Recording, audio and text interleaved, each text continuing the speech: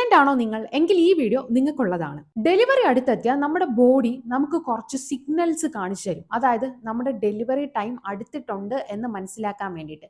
Hi hello നമസ്കാരം, എൻ്റെ പേര് ഷാദിയ ഫാത്തിമ.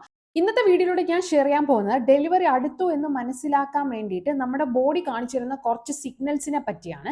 അപ്പോൾ എൻ്റെ എക്സ്പീരിയൻസിലൂടെ ഞാനും ഡെലിവറി ചെയ്യാറായപ്പോൾ എനിക്കും കുറച്ച് ആഴ്ചകൾക്ക് മുന്നേ അല്ലെങ്കിൽ കുറച്ച് ദിവസങ്ങൾക്ക് മുന്നേ വന്ന സിഗ്നൽസ് ആണ് ഞാൻ ഇന്ന് ഷെയർ ചെയ്യാൻ പോകുന്നത്. നിങ്ങളൊരു പ്രഗ്നന്റ് മോം ആണെങ്കിൽ നിങ്ങളുടെ ഡെലിവറി അടുക്കാറായിട്ടുണ്ടെങ്കിൽ ഈ ഒരു വീഡിയോ നിങ്ങൾ മുഴുവനായിട്ടും കാണുക. അപ്പോൾ നിങ്ങൾക്ക് മനസ്സിലാവും നിങ്ങളുടെ ബോഡിയും ഇത്തരത്തിലുള്ള സിഗ്നൽസ് ഒക്കെ കാണിച്ചു തുടങ്ങിയോ എന്നുള്ളത്. ഫസ്റ്റ് സിഗ്നൽ എന്ന് പറയുന്നത് നമുക്ക് നമ്മുടെ വയറിന്റെ അല്ലെങ്കിൽ പെൽവിക് ഏരിയയിലോട്ട് ഒരു പ്രഷർ തോന്നുക എന്നതാണ്. അതായത് ഡെലിവറി എടുക്കാറാവുമ്പോഴത്തേക്കും നമ്മുടെ ബേബി സെഫാലിക് പൊസിഷനിലോട്ട് തിരിഞ്ഞിട്ടുണ്ടായിരിക്കും. അതായത് ബേബി റൊട്ടേറ്റ് ചെയ്ത് തല താഴെ വന്നിട്ടുണ്ടായിരിക്കും.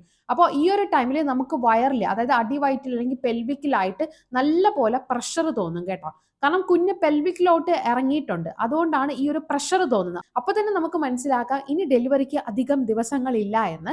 നല്ല രീതിയിൽ പ്രഷർ തോന്നും. അപ്പൊ എനിക്കും അങ്ങനെയായിരുന്നു. എനിക്കൊരു 37-38 വീക്കൊക്കെ ആയപ്പോഴത്തേക്കും, അതിന് മുന്നേ ബേബി സെഫാലിക് പൊസിഷനിലായിട്ടുണ്ടായിരുന്നു.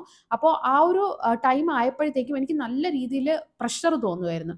അതായത് അടിവയറ്റിന്റെ അവിടെയും പിന്നെ പെൽവിക്കിന്റെ അവിടെ ആയിട്ടാണ് ഈ ഒരു പ്രഷർ തോന്നുന്നത്. അപ്പോൾ കുറച്ചു നേരം ഒന്ന് നിൽക്കാനോ നടക്കാനോ ഒക്കെ നല്ല ബുദ്ധിമുട്ടാണ്. കുറച്ചു നേരം നിൽക്കുമ്പോൾ തന്നെ ഭയങ്കരമായിട്ട് വയറ് വേദനിക്കുന്ന പോലെ തോന്നും. എന്തോ ഇങ്ങനെ താഴെ വന്ന് ഇരിക്കുന്നതായിട്ട് തോന്നും കേട്ടോ. അത് ബേബിയാണ് ആക്ച്വലി.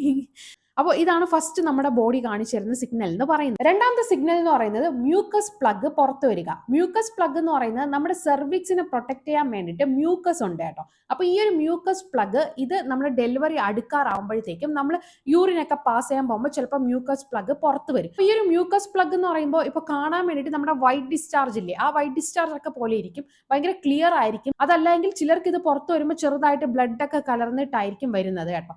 അപ്പോൾ ഈ ഒരു മ്യൂക്കസ് പ്ലഗ് പുറത്ത് വന്നാൽ ഉടനെ തന്നെ ഡെലിവറി ആവുമെന്നൊന്നും ആരും വിചാരിക്കേണ്ട. കുറച്ച് ദിവസം എടുക്കും, 2-3 ദിവസം കഴിഞ്ഞിട്ടായിരിക്കും ഡെലിവറി ആകുന്നത്.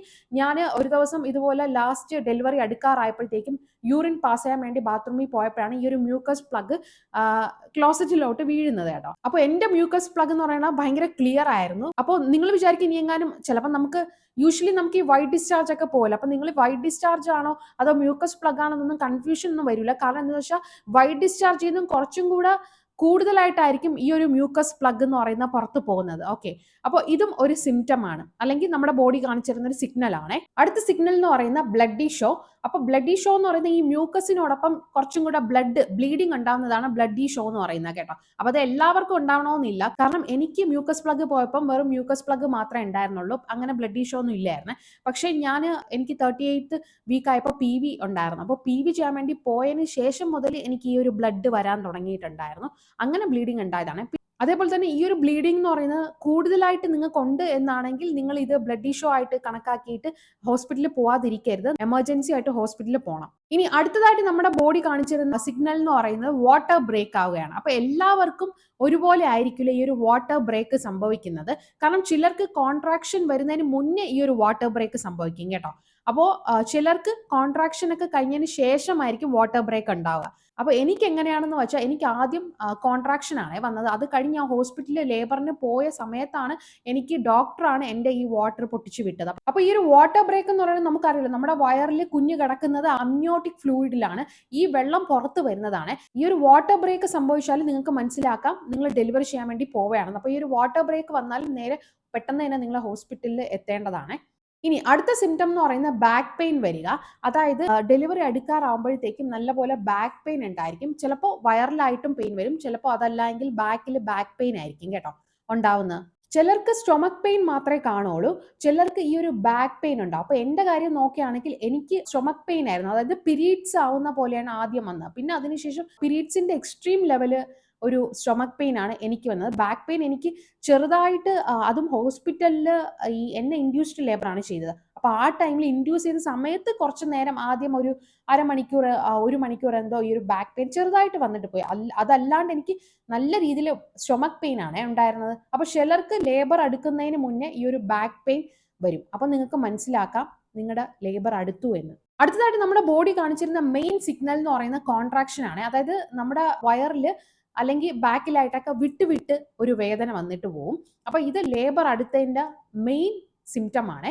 അപ്പോൾ ഈ ഒരു വേദന എന്ന് പറയുമ്പോൾ ആദ്യം നമുക്കൊരു 15 മിനിറ്റ്സ് അല്ലെങ്കിൽ 10 മിനിറ്റ്സ് ഗ്യാപ്പിലൊക്കെ ഇടവിട്ടായിരിക്കും ഈ ഒരു വേദന വരുന്നത്. പിന്നെ ഈ ഒരു വേദനയുടെ ആ ഒരു ഇന്റൻസിറ്റിയും വളരെ കുറവായിരിക്കും. കുറച്ചു നേരം മാത്രമേ അത് ലാസ്റ്റ് ചെയ്യുള്ളൂ, ചിലപ്പോൾ ഒരു 10-20 സെക്കൻഡ്. പിന്നെ ഈ ഒരു വേദന എന്ന് പറയുന്നത് ഞാൻ പറഞ്ഞില്ലേ, ഈ ഒരു ഇന്റർവെൽ എന്ന് പറയുന്നത് കുറഞ്ഞു വരും കേട്ടോ. അതായത് ഒരു 5 മിനിറ്റ്സിൽ നമുക്ക് വേദന വരും. അതുപോലെ തന്നെ ഈ ഒരു വേദനയുടെ ആ ഒരു ഇന്റൻസിറ്റി എന്ന് പറയുന്നത്, അല്ലെങ്കിൽ ആ ഒരു വേദന കൂടുതൽ നേരം നമുക്ക് വേദനിക്കാൻ തുടങ്ങും. ചിലപ്പോൾ ഒരു മിനിറ്റോളം നമുക്ക് നല്ല പോലെ വയറ് വേദനിക്കും, അല്ലെങ്കിൽ 2 മിനിറ്റോളം ഇങ്ങനെ വിട്ട് വരുന്ന വേദനയാണ്. അപ്പോൾ എന്നെ സംബന്ധിച്ച് എനിക്ക് ഈ ഒരു കോൺട്രാക്ഷൻ ഇതുപോലെയായിരുന്നു. ആദ്യമൊക്കെ 15 മിനിറ്റ് ഗ്യാപ്പിൽ വന്നു, പിന്നെ അത് 5 മിനിറ്റ് ഗ്യാപ്പിൽ വരാൻ തുടങ്ങി. വേദനയുടെ ആ ഒരു ഇന്റൻസിറ്റിയും കൂടാൻ തുടങ്ങി, ടൈമും ഒട്ടും ഗ്യാപ്പ് ഇല്ലാത്ത പോലെ കൂടാൻ തുടങ്ങി. പിന്നെ എനിക്ക് വേദന വന്നപ്പോൾ ഫുള്ള്, അതായത് നിർത്താണ്ട് ലാസ്റ്റ് മൊമെന്റിൽ ഡെലിവറി ടൈമിൽ കണ്ടിന്യൂസ് ആയിട്ട് വന്നോണ്ടേ ഇരുന്നു കേട്ടോ. ഭയങ്കരമായിട്ട്. അതും എനിക്ക് ഞാൻ പറഞ്ഞില്ലേ, ഇൻഡ്യൂസ്ഡ് ലേബർ ആയിരുന്നു. അപ്പോൾ അവർ ഇൻഡ്യൂസ് ചെയ്ത സമയത്താണെങ്കിൽ പോലും ആ മരുന്നൊക്കെ കേട്ടിട്ടായിരിക്കണം എനിക്ക് കണ്ടിന്യൂസ് ആയിട്ട് വേദന വന്നുകൊണ്ടേ ഇരുന്നു കേട്ടോ. അപ്പോൾ ഇതാണ് കോൺട്രാക്ഷൻ എന്ന് പറയുന്നത്. സോ ഗൈസ്, ഇത്രയാണ് നമ്മുടെ ബോഡി കാണിച്ചിരുന്ന ഡെലിവറി ടൈം ആയി എന്ന് ബോഡി കാണിച്ചിരുന്ന സിഗ്നൽസ്. എല്ലാവർക്കും ഈ ഒരു സിംറ്റംസ് ഒരുപോലെ ആയിരിക്കണം എന്നില്ല. ചിലർക്ക് കോൺട്രാക്ഷൻ ആയിരിക്കും ആദ്യം വരുന്നത്, എന്നെ പോലെ.